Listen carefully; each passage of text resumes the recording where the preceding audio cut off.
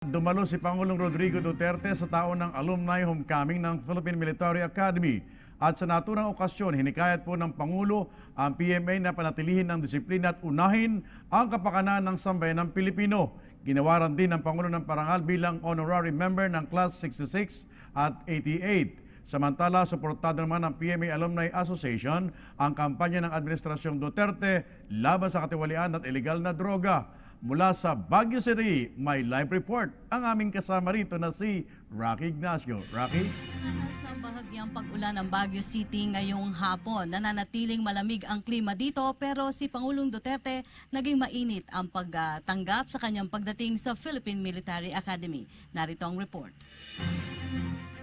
Hinikayat ni Pangulong Rodrigo Duterte ang Philippine Military Academy na panatilihin ang disiplina at gawing prioridad ang kapakanan ng sambayan ng Pilipino. Dumating ang Pangulo sa PMA para sa taunang alumni homecoming kasabay na rin ng paggagawad ng parangal bilang honorary member. I never pretended to be a saint. I know that righteousness and discipline are the foundation of a nation. That is why what I desire for the Philippines is a prosperous society that includes everyone, a peaceful, law-abiding citizenry, and people of different beliefs who choose to get along with one another.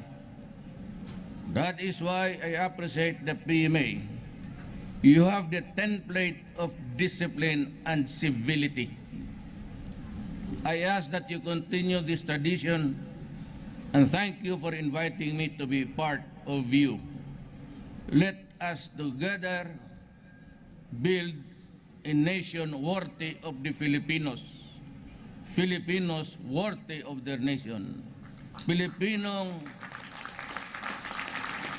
nararapat sa Pilipinas. Taong 1994 nang gawing adopted member ang Pangulo ng Dimasupil Class 1967 noong ito ay alkalde ng Davao City. Ito rin ang unang pagkakataon na dumalaw ang Pangulo sa PMA bilang Pangulo at bagong Commander-in-Chief.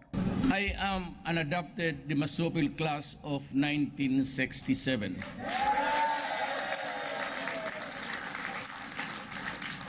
That is already honor enough. But to be formally adopted by the Philippine Military Academy alumni is a double honor. In my case, because of my long and harmonious relationship with PMA alumni, but not about political consideration. Thank you for clarifying that. Truth to tell, I am uncomfortable receiving awards and recognition for work that I do as a government employee and public servant. Because trabaho lang po lahat na ito. The work I do in the service of the people. And somehow, I also feel at home here at PMA because of its mission to train and develop graduates with character and skill.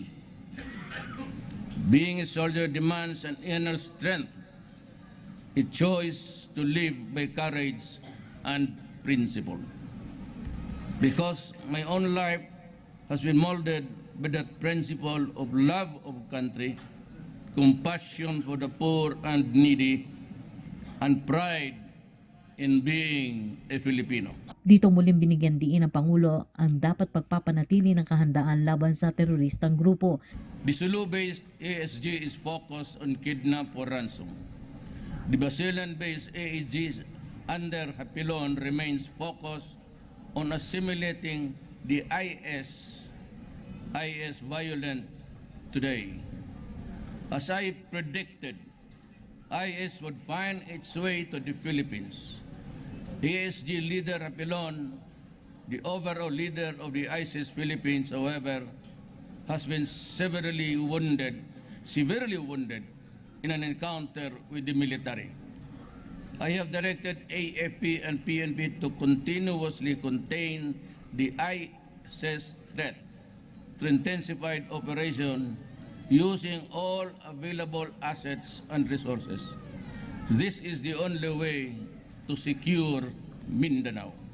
Dapat rin anya maipagpatuloy ang laban kontra iligal na droga, kriminalidad at korupsyon. Gate ng Pangulo, kaakibat ng malakas na ekonomiya ang mapayapang kapaligiran.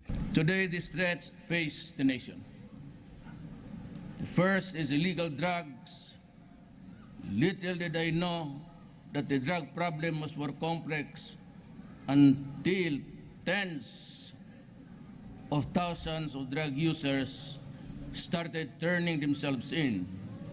I directed the PMA with the support of the AFP to conduct a war against illegal drugs, and it was by and large successful. Samantala, formal na rin ipinabot sa Pangulo ng PMA Alumni Association Incorporated ang Manifesto of Support, partikular na sa kampanya kontra korupsyon at iligal na droga. Nanawagan rin sila sa lahat na suportahan ang mga pagkilos para sa pagpapatatag ng estado ng bansa. Samantala, bahagi ng alumni homecoming ang parada ng mga ito kung saan sumama pa ang Pangulo. Sa halip na sumakay ng Carabao Jeep, lumakad dito sa buong Borromeo Field, ang itinuturing na lugar kung saan nagsisimula para sa paghubog ng pangarap bilang tagapagtanggol at ang lugar din para sa pagtatapos kasabay ng simula sa pagganap sa tungkulin. Kahapon dumating ang Pangulo sa Baguio City. Sa kauna-unahang pagkakataon na bisita na rin ng Pangulo ang The Mansion, ang official residence ng Pangulo dito. Kabilang sa mga tiningnan nito ang kanyang kwarto sa The Mansion, pati na rin ang larawan ng kanyang mag-ina na si Hanilet at si Kitty. At yan po ang ating pag-uulat, Rocky Ignacio, Baguio City. Maraming salamat, Rocky Ignacio mula sa Baguio City.